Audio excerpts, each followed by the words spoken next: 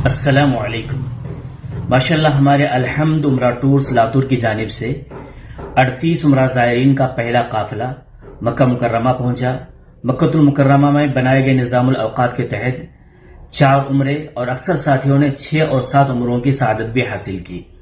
ہر نماز حرم شریف میں باجماعت ادا کی اور ہر نماز کے بعد ایک طواف کرنے کی بھی سعادت حاصل کی۔ قرآن مجید کی تلاوت، دعاؤں کا خصوصی اہتمام بھی کیا گیا۔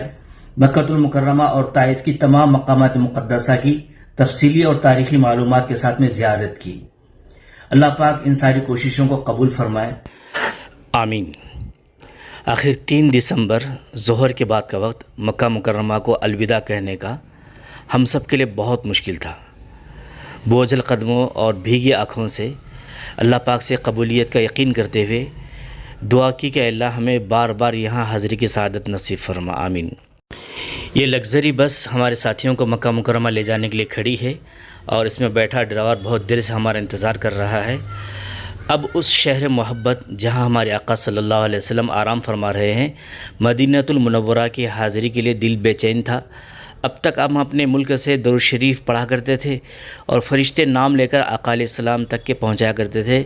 اب وہ سعادت ہمیں حاصل ہونے والی تھی کہ ہم خود نبی علیہ السلام کے روضہ اقدس کے سامنے کھڑے ہو کر کہنے والے تھے الصلاۃ والسلام علیک یا رسول اللہ۔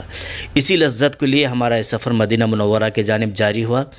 راستے میں اس مقام کی بھی تفصیلی زیارت کی جہاں اسلام کی سب سے پہلی جنگ بدر ہوئی تھی، جہاں بڑے بڑے کافروں کا غرور خاک میں ملا اور اس کنویں میں ان کو دفنا دیا گیا جن پر آج تک پرجوش نوجوان اپنی بھڑاس نکالتے ہیں۔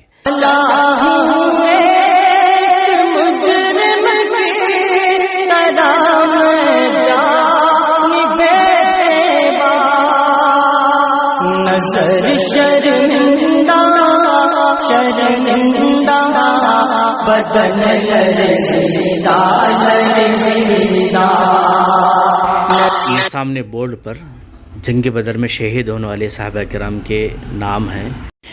اس بورڈ کے پچھلے حصے میں بدر کا وہ کنواں ہے جس پر نبی علیہ الصلوۃ والسلام کے صحابہ کرام نے قبضہ کیا تھا۔ آج بھی ماشاءاللہ اس کا پانی جاری ہے۔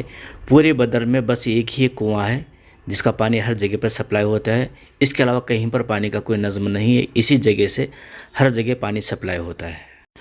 ہم جانتے ہیں کہ جنگ بدر میں مسلمانوں کی تعداد بہت کم تھی اور کافر 1000 کی تعداد میں آئے تھے اور جدید خطرناک ہتھیاروں سے لیس ہو کر کے آئے تھے۔ مسلمانوں کے پاس میں کوئی ہتھیار نہیں تھے، تو اللہ تعالیٰ نے جنگ بدر میں فرشتوں کے ایک لشکر کو اہل ایمان کی مدد کے لیے جس پہاڑ پر اتارا تھا، ہم نے ماشاءاللہ اس کی بھی زیارت کی جسے آج جبل ملائکہ کہتے ہیں۔ ماشاءاللہ یہ پہاڑ 1400 سال سے اسی حالت پر قائم ہے، یہ ریت کا پہاڑ ہے۔ ہمارے گروپ کے سبھی مرد اور خواتین نے کوشش کی کہ ہم اس پہاڑ کی چوٹی پر چڑھیں اور ماشاءاللہ اس میں وہ کامیاب بھی ہو گئے اور اس پر بڑا لطف اٹھایا۔ وہاں ہم نے دعائیں بھی کی کہ اے اللہ جیسے بدر کے میدان میں آپ نے مسلمانوں کی مدد کی اور کافروں کے غرور کو خاک میں ملا دیا، آج بھی اہل ایمان آپ کی مدد کے منتظر ہیں۔ کافر ہم پر دندنا رہے ہیں، آپ ہماری فرشتوں کے ذریعے سے مدد فرمائیے۔ اللہ پاک اس دعا کو قبول فرمائے، آمین۔ یہ ہے جبل ملائکہ جس پر چڑھنے کے ہمارے گروپ کے ساتھی کوشش کر رہے ہیں۔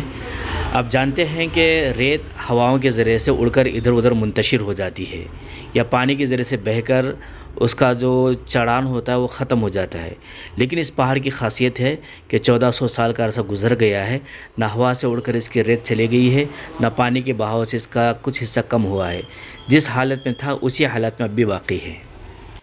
اس ریتیلے پہاڑ پر ہم نے کافی وقت گزارا، اس کے نرم گداز ریت سے ہم نے بڑا لطف حاصل کیا۔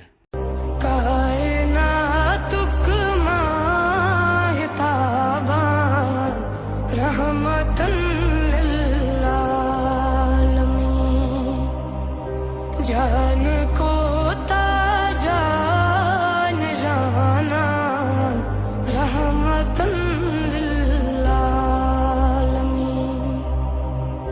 یسن کی چینا لیاسان تسولان تنصور پان۔